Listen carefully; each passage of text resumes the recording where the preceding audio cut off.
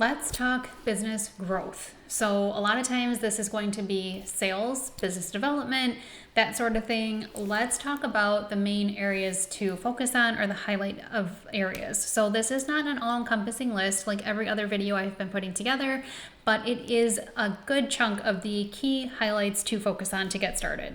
So number one is going to be, let's try like trade shows and just understanding the market. Anything you can do to understand the market. Are you doing those types of things?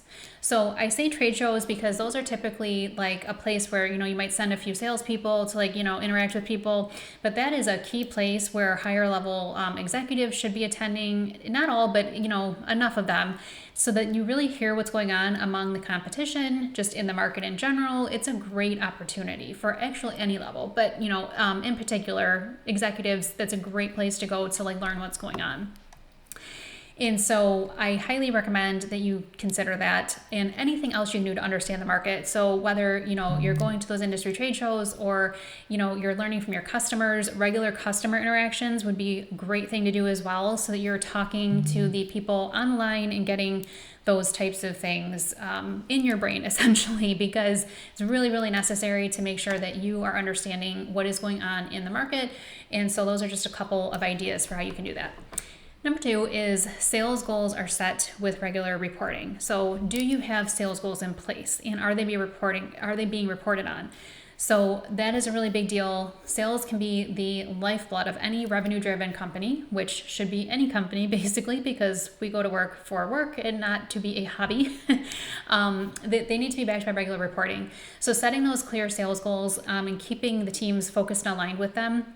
And regular reporting, I prefer weekly on sales types of items, but you're making sure that you're tracking the progress and you can quickly adapt and adopt different software, different tools, different things, different methods if it's not going as planned. You should be able to catch those things fairly quickly. So it's not just about setting the goals, but it's really about making sure that you're staying on track and that you're paying attention to the activities that are going on in sales to make sure that if something isn't going right, you can address it.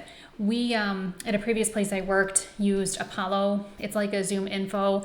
And, it was good, it was good software. It seemed to be pretty useful, but it got to the point where it wasn't really generating for this particular industry as well as we had hoped. And, you're paying every month for that. So it's like when you can catch those things and see right away that, it's not working, you can make those pivots and changes early on.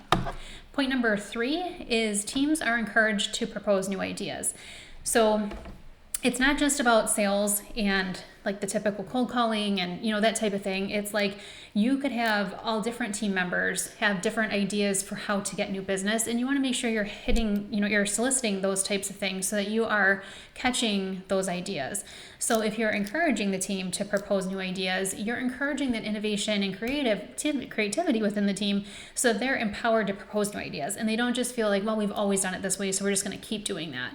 You definitely want to be able to get the new ideas, especially if you are following my previous advice to make sure that your teams are doing the continuing education and they're staying up on things like AI. You want to make sure you're incorporating all of that, regardless of where it's coming from, in terms of ideas into the processes.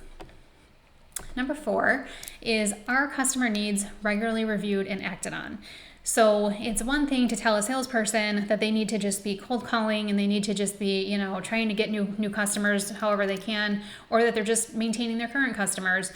But if you're not taking the customer feedback into account and listening to what they need to adjust to the product, maybe it's pricing, whatever it might be, promotions.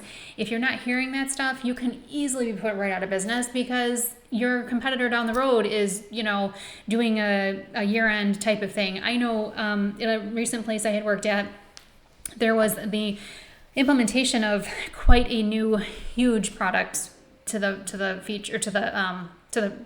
new feature to the product, I should say.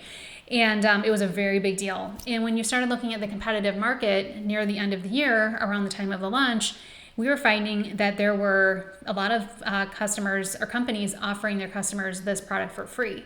And so it's like, well, if they're offering it for free, are they going to, pay the price that we're offering here? So, but we were getting that information through lots of various channels. So the point is it's really important to make sure that you are listening to what your customers are telling you. And if they're giving you those pricing things, those special promotions that they're getting, that you're aware of it and you're doing something with it so that you are in the loop. Point number 5 is product development has a clear roadmap. So can you say that that is true and that it is public? So I have mentioned this a few times, but that clear strategic roadmap is going to help prioritize the features. It aligns the teams. So when they're developing their own goals and strategies, they know what's coming down the road so they can plan accordingly. You can tell someone, I want you to hit this goal. I want you to, complete this objective. If they don't have any idea what's coming in terms of like context to be able to help them, they don't know what they're going to need to ask you for or to, get approval for. So that's very important as well. Point number 6 is strategic partnerships are in place. So this can be the key to unlocking new opportunities and expanding your reach.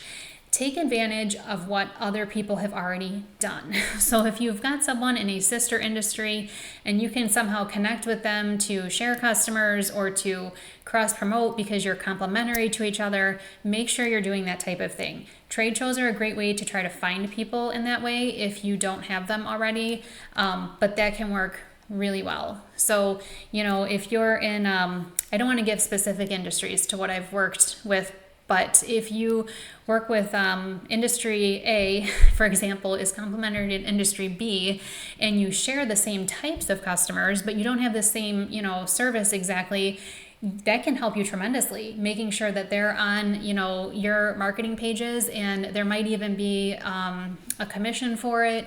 That can help to inspire people a little bit to participate a little bit more. But, that can be a perfect example for how to grow the business. Marketplaces are another one I wanted to mention. If you're into software in particular, marketplaces can be a great place to go because, again, you've got sister, complementary type things, and it's not always going to be a direct competitor, but it's like, opening that up, that's going to, be a great way to do it. Consultants can be another one, the typical like business advisory type people, you get in good with them and maybe they can share back and forth. But again, so it's really just trying to think about who could you possibly have a strategic partnership with. Point number 7 is innovation is top of mind in development. So innovation isn't just a buzzword. It isn't just like a nice to have fun thing. It is real. You have to make sure that there is innovation because, again, you can tell your salespeople, go hit the pavement hard and make sure, you're doing this, this, and this. But if they don't have a great product to sell, if you're not keeping up with what's going on in the market, that is not going to yield the, maximum benefit that it could from paying those salespeople that time to be on the phone with people or whatever it is that they're doing, meeting with them. And let's see here. Number 8 is feedback is used to improve product. So customer and internal feedback are invaluable when you're trying to do continuous improvement, and you don't want your product to ever be static.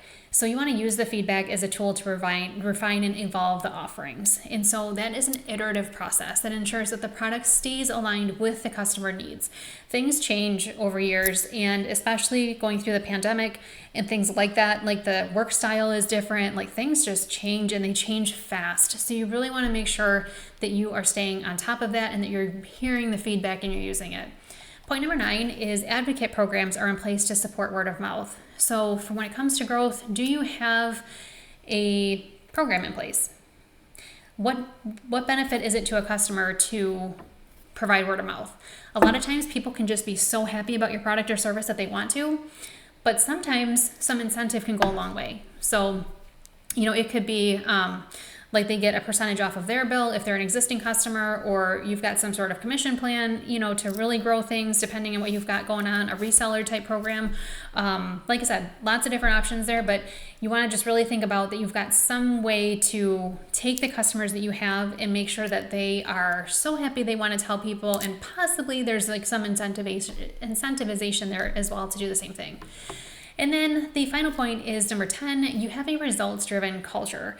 So this kind of goes back to you want to measure everything and you want to make sure that it all is very clear and it all makes sense.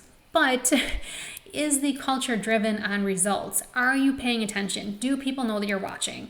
And so with that results-driven culture, it's key for keeping everyone aligned and everyone motivated. If they know that their actions and performance are directly impacting the business success, they are more likely to stay focused on the objectives and getting that stuff done.